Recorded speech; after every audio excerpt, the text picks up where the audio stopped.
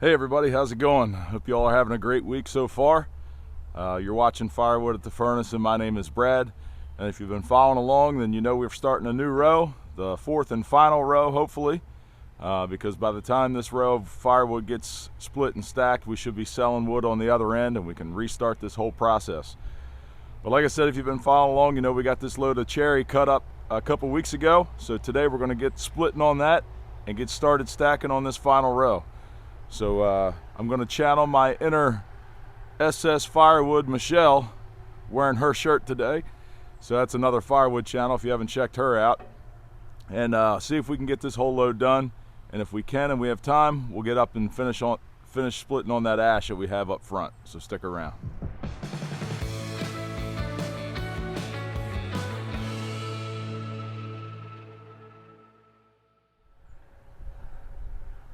So the splitter's all set up here, and I've got the four-wheeler backed up to it with the yard trailer.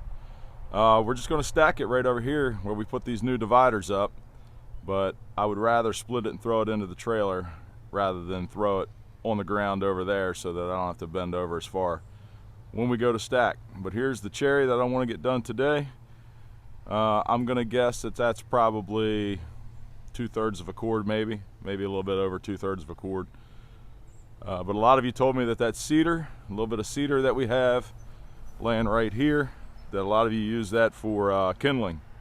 Makes a good fire starter. And so if we get that done, we'll get back up front, finish on that ash. But right now the goal is to finish up the cherry. So let's get the splitter fired up and get to work. My seasonal allergies are in full force, so if you're returning viewer of the channel and you recognize my voice sounds a little off, that's why. The sinuses are kicking, and I battle this every year. A lot of people do, but that's the reason for my voice.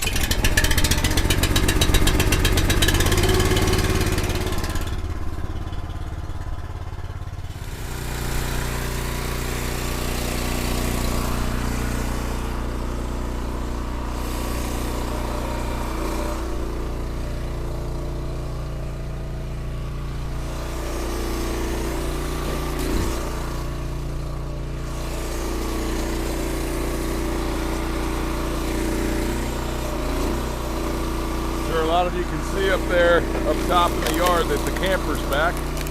We had the camper down at the campground by Ocean City, Maryland for the whole month of April. It was the deal that the campground was offering, and we decided to jump on it because we got to utilize it while the kids were off on spring break during Easter for a long weekend. And my son also had a baseball tournament down by the beach. And what we were going to pay for a hotel to stay in for 2 nights, we basically paid for a whole month to have our camper at the campground. And it's probably going to be about the only camping that we get to do this year, because with both kids playing travel ball, the schedule's pretty full every weekend. My daughter's traveling a little further this year. We'll be heading to Myrtle Beach, South Carolina, Virginia Beach, New Jersey, Pennsylvania. We don't think we're going to be able to get much camping done, so it's a good reason to take it down there for the month.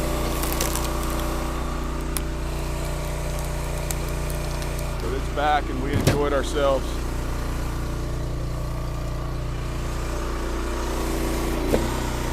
So I'll speed you up. We'll get some of this cherry split, fill the trailer up for the first load, and you'll get to see the very first stacks going on the new row.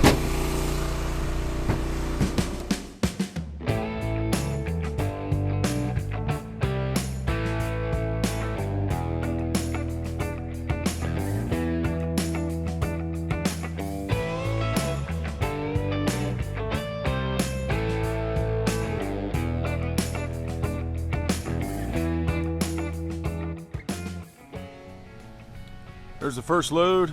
Took about 20 minutes to get that trailer loaded. It's a little less than 1/3 of a cord. And this is what's left of the cherry. So I think there's probably definitely another trailer load there, maybe a little bit more, which will give us 2/3 of a cord total.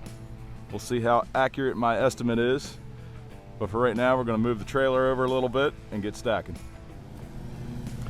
All right, we got the four-wheeler moved over. Mom's up there cutting grass. It's that time of year. When she first started running that zero turn after my dad passed away, because my dad always mowed the grass, but when she first got on that thing, it was a learning curve for her, but she's gotten the hang of it now. She does a good job. She still gets nervous running around these pallets and the fence rows and stuff like that, but she's gotten a lot better at running the zero turn, so I think she enjoys cutting grass now.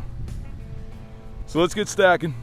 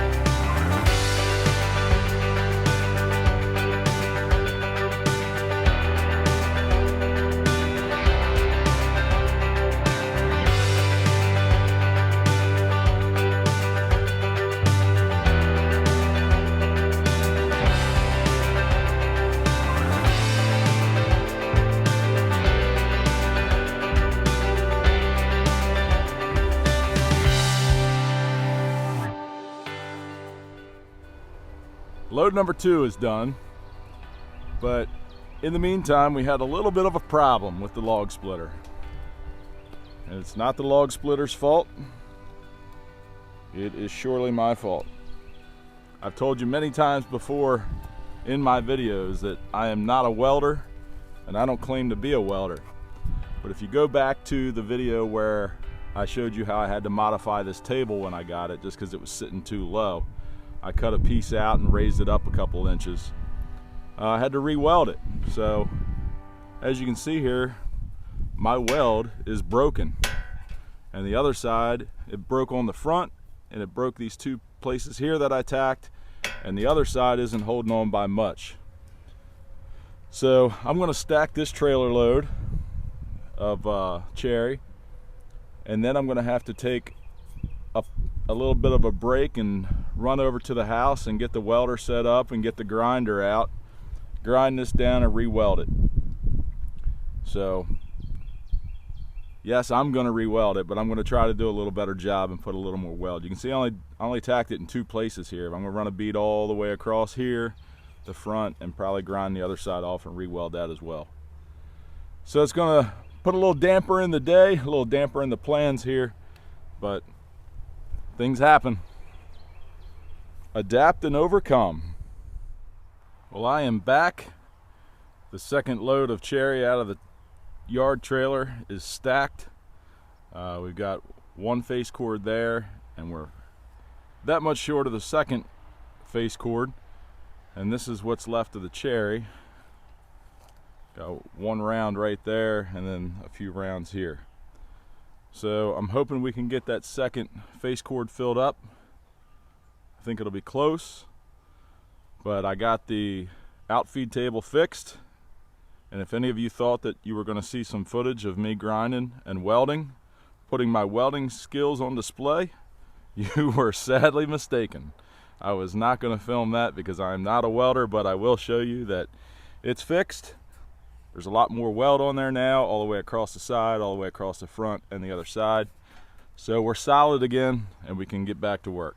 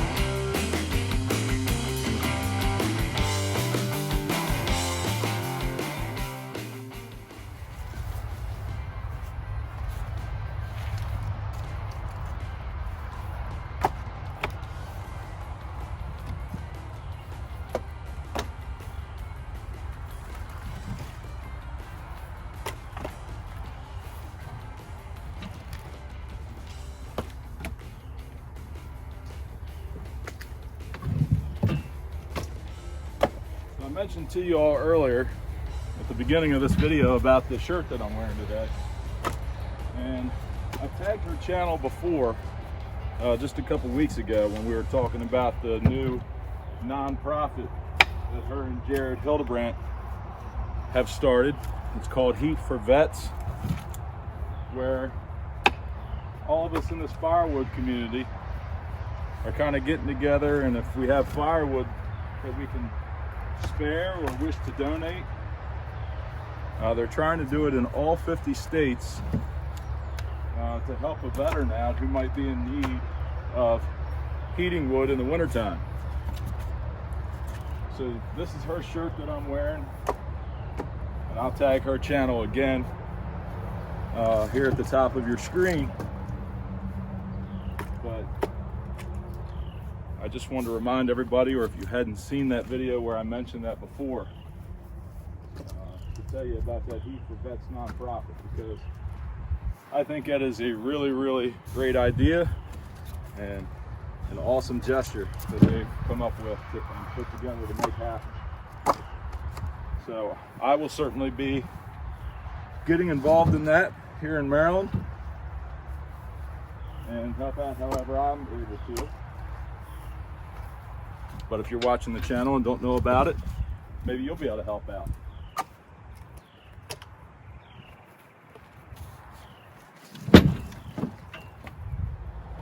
That's it. So we're a little short, but there'll be more. There'll be more to come. I told you about the kindling that we're going to do there with this cedar. Split it small and make some kindling. That's the cedar that we have. Just not very much of it. But here's my kindling bin. If you remember, I built this thing out of this IBC tote to originally store my bundles in. But I didn't like how that worked out too well. Constantly bending over and in to load it and unload it. So as I split, and I have splitter scraps, I just throw them in here. And you know, it's all pretty much 16-inch lengths. Dries out really well, and I can grab a couple handfuls and throw it in with some cordwood orders and give people some kindling. So that's what I'll do with that cedar, since there's not much of it anyway. Well, there's some kindling made out of cedar wood, and I tell you, it's a shame that it's doesn't have more BTU value, because it's some really, really good smelling wood. Pretty wood too. But that smell, you know how they say songs can bring back memories? Like a melody can bring back a memory? Well, I think smells kind of do the same thing. The smell of this took me back to, like, I don't know, kindergarten or first grade. We had a guinea pig cage in our classroom with a couple guinea pigs. And I guess the wood chips that they use in the bottom of those guinea pig cages are made out of cedar, because that is exactly what it smells like, and it took me right back to that time. So that's pretty funny. But anyway, all that kindling is going to go inside the tote here, and I think somebody's going to be really happy with that as kindling, because it's some pretty straight grain, good looking wood.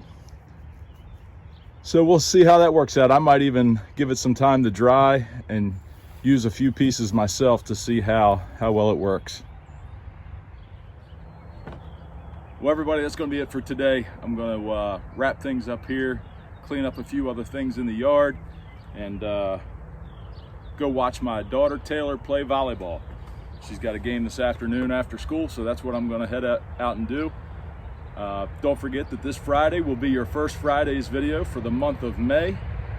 So in 2 days, you'll get another video posted from Firewood at the Furnace. And I appreciate everybody that comes back and supports the channel, as always. You guys, you keep this thing going for me, and you keep it fun. So thank you all. Have a great week. We'll see you Friday.